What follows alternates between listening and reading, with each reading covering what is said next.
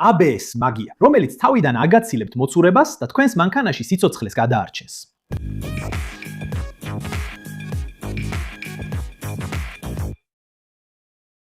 სალამი ინჟინერიის მოყვარულებო. დღეს გავხსნით ტექნოლოგიას, რომლის გარეშეც ბევრავარია სრულიად განსხვავებული დასასრული ექნებოდა. ყოფილხართ ოდესმე საგანგებო სიტუაციაში, როცა ძლიერად დააჭილეთ მუხუცს და მანქანამ უბრალოდ დაგიჯერათ. სწორ ხაზზე გაჩერდა და უკონტროლოდ არ მოცურდა.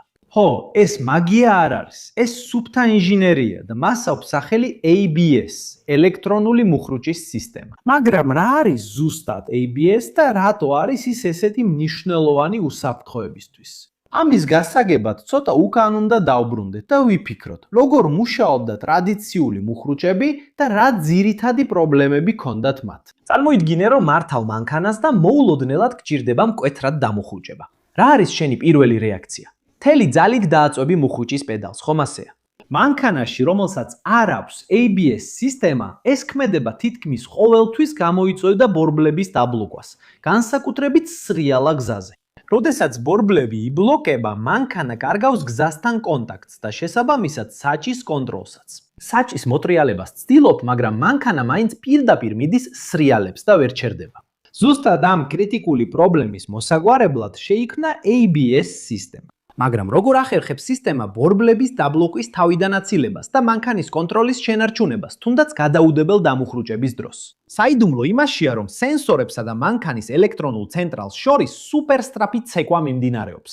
ABS არ აძლევს ბორბლებს დაბლოკვის საშუალებას, რადგან ის არეგულირებს მუხრუჭის წნევას თითოეულ ბორბალზე ინდივიდუალურად, წამში 1000-ობით ჯერ. მაგრამ როგორ იგებს მანქანა, რომ ბორბალი დაბლოკვის პირასაა? სწორედ აქ ერთვება სიჩქარის სენსორები. თქვენი მანქანის თითოეულ ბორბალს აქვს პატარა სენსორი, რომელიც მუდმივად აკონტროლებს მის ბრუნვას. მკვეთრი დამუხრუჭებისას, თუ რომელიმე ბორბლის ბრუნვა ბევრად უფრო სწრაფად მცილდება ვიდრე დანარჩენების, ან თითქმის ნულს უახლოვდება. სანამ მანქანა ჯერ კიდევ მოძრაობს, სისტემა ხვდება, რომ ეს ბორბალი დაბლოკვის პირასაა. როგორც კი სენსორი ამ მდგომარეობას დააფიქსირებს, ის აგზავნის სიგნალს ელექტრონული მართვის ბლოკში, ანუ ABS-ის ECU-ში, რომელიც ამ სისტემის ტვინია. და რას აკეთებს ეს ტვინი ამ ინფორმაციის მიღებისას? ABS-ის ECU მაშინ იწყებს მოქმედებას. ის მუხრუჭს უბრალოდ კი არ უშვებს. ის ძალიან სწრაფად ასრულებს ციკლს, ამცირებს და ისევ ზრდის მუხრუჭის წნევას კონკრეტულ ბორბალზე. წარმოიდგინე თითქოს მუხრუჭის პედალს ხელით განმეორებით აცვები და უშვებ, უბრალოდ 1000 ჯერ უფრო სწრაფად. მუსიკა, აუგუ იმპულსივი აცვები და უშვებდი. ეს ხდება ჰიდრაულიკური სარქველების საშუალებით, რომლებიც ამცირებენ, ინარჩუნებენ ან ზრდიან მუხრუჭის სითხის წნევას თითოეული ბორბლის კალიბერში. ეს პროცესი ხელს უშლის ბორბლის სულად დაბლოკვას, რაც საშუალებას აძლევს მას გააგრძელოს ტრიალი თუნდაც ნელა. მაგრამ რატო არის ასე მნიშვნელოვანი, რომ ბორბლები ცოტათი მაინც ტრიალებდნენ? რა უპირატესობა აქვს ბრუნვად ბორბალს დაბლოკილთან შედარებით? თავარი აზრი ისაა, რომ საჭის მოტრიალება და მანქანის მიმართულების შეცვლა მხოლოდ მაშინ არის შესაძლებელი, როცა ბორბლები ტრიალებენ. დაბლოკილი ბორბალი თოვლზე მოთავსებულ თხილამურივითაა. ის უბრალოდ სრიალებს იმ მიმართულებით, საითაც მანქანა მიდის. მოდულირებისას წნევას და ბლოკირების თავიდან აცილებით, ABS უზრუნველყოფს, რომ ბორბლებს მიწასთან გარკვეული მოჭიდება ჰქონდეთ. ეს საშუალებას გაძლევთ შეინარჩუნოთ მართვის კონტროლი და რაც მთავარია, გადაუხვიოთ დაბრკოლებას, თუნდაც ავარიული დამუხრუჭებისას. მართვისა და დამუხრუჭების ერთდროულად შესრულების შესაძლებლობაა ის, რაც ABS ავტომობილის უსაფრთხოების სფეროში გარდამტეხად აქცევს. ალბათ გიგრძნიათ მუხრუჭის პედლის ვიბრაცია, ან დადიგონიათ უცნაური ხმა ABS-ით მკვეთრი დამუხრუჭების დროს. ეს ნორმალურია და ნიშნავს, რომ სისტემა მუშაობს. ეს ნიშნავს, რომ სარქველები სწრაფად არეგულირებენ წნევას და სენსორები სწორად მუშაობენ. ბევრ ადამიანს ამ შეგრძნების ეშინია და ზოგჯერ თუნდაც უშვებს მუხრუჭს. მაგრამ სწორია, რომ მუხრუჭის პედალზე მტკიცედ დააჭიროთ, რათა სისტემა მუშაობას განაგრძობდეს.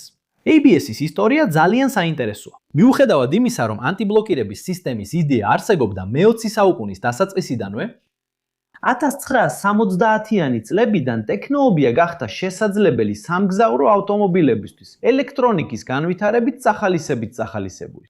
ასეთი მწარმოებლები, როგორიცაა Bosch, მნიშვნელოვან როლს ასრულებდნენ სისტემის განვითარებასა და პოპულარიზაციაში. თავდაპირველად ეს იყო ფუფუნების საგანი, მაგრამ მისი ეფექტურობამ ავარიების შემცირებაში ის სტანდარტულ უსაფრთხოების აღჭურვილობად აქცია და ბევრ ქვეყანაში სავალდებულოც კი გახდა. მაგრამ რა არის ის სხვა სისტემები, რომელთა შესახებაც გვესმის, მაგალითად, ტრაქციის კონტროლი და სტაბილურობის კონტროლი?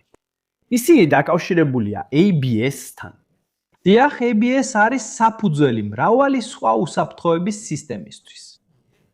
ტრაქციის კონტროლი, TCS, ან ASR მაგალითად, იყენებს იმავე ბორბლის სენსორებს, რასაც ABS, რათა არ დაუშვას ბორბლების მოცურება აჩქარებისას. თუ რომელიმე ბორბალი იწყებს უფრო სწრაფად ტრიალს ვიდრე სხვები, TCS ანცირებს ძრავის სიმძლავრეს, ან ამ ბორბალზე ამუშავებს მუხლუძს, რათა მან დაიბრუნოს მოჭიდება. რაც შეეხება ელექტრონულ სტაბილურობის კონტროლს, ESC ან ESP, ის კიდევ უფრო დახვეწილია.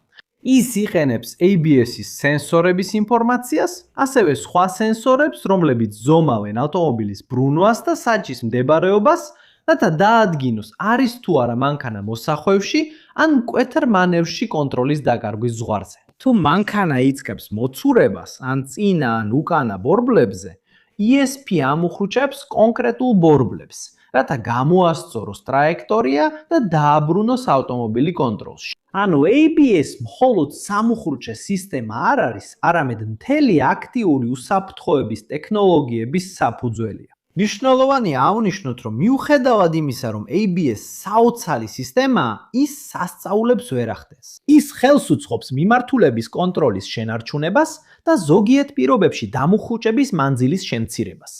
მაგრამ ის ფიზიკის კანონებს ვერ აჭარბებს. თუ ძალიან სწრაფად მოძრაობთ, მკვეთრ მოსახვევში ან ძალიან სრიალა ზედაპირზე, ფიზიკის კანონები მაინც იმოქმედებს. ეს არის ინსტრუმენტი, რომელიც კრიტიკულ სიტუაციებში მძღოლს ეხმარება, მაგრამ ეს არ არის ნებართვა, რომ ისე ატაროთ, როგორც ბრაია. მუხრუჭების, საბურავებისა და საკიდარის მოულა კვლავაც აუცილებელია ავტომობილის საერთო უსაფრთხოებისთვის. ასე რომ შემდეგ ჯერზე, როცა მანქანის მუხრუჭი დააწვევით და კონტროლის შეგრძნებას იგრძნობთ, დაიმახსოვრეთ. ეს ჯადოსნობა არ არის. ეს არის იმ საინჟინრო შრომისა და ტექნოლოგიების შედეგი, რომლებიც გზაზე ყველას უსაფრთხოებისთვის შეუმჩნევლად მუშაობენ. თუ აქამდე მოусმინეთ და ვიდეო მოგეწონათ, გამოიწერეთ არხი თუ ჯერ არ ხართ გამოწერილი და ლაიქეთ და ჩართეთ შეტყობინებების ზარი. თუ ჩვენი კონტენტი საინტერესო გეჩვენებათ, განიხილეთ წევრად გახდომა, რათა დაგვეხმაროთ პლატფორმაზე კონტენტის შექმნის გაგრძელებაში და ჩვენს ვიდეოებში მომიხსენიოთ. თუ გაინტერესებთ მეტი, გაიგოთ იმ კურსებზე, რომლებიც გირჩიეთ, დაასკანერეთ აქ გვერდზე მოცემული QR კოდი ან დადადით ვიდეოს აღწერაში მოცემულ ბულზე, რათა მიიღოთ ვთომა მრავალ შესაძლებლობაზე, რომლებიც დაგეხმარებათ სხვადასხვა უნარის განვითარებაში და თქვენს კარიერაში განსხვავების შეტანაში. ხო არ გიგრძნიათ, როგორ მუშაობს ABS სადანგებო სიტუაციაში? ან იქნებ გაქვთ რაიმე ისტორია თუ როგორ დაგეხმარათ ის? დატოვეთ კომენტარებში, მინდა ვიცოდე. აქ გვერდზე არის ორი საინტერესო ვიდეოს არჩევანი, რომლებიც აუცილებლად უნდა ნახოთ, რომ გააფართოვოთ თქვენი ცოდნა და დააგმაყოფილოთ თქვენი ცნობის მოყვარეობა. თუ გსურთ, რომ დაგვეხმაროთ, დაალაიქეთ ვიდეო, გამოიწერეთ არხი, დააჭირეთ ზარის ლილაკს და დანიხილეთ არხის წევრობა. ეს იყო ყველაფერი ინჟინერიის მოყვარულებო. დიდი ჩახუტება და მომავალ ვიდეოში შევხვდებით.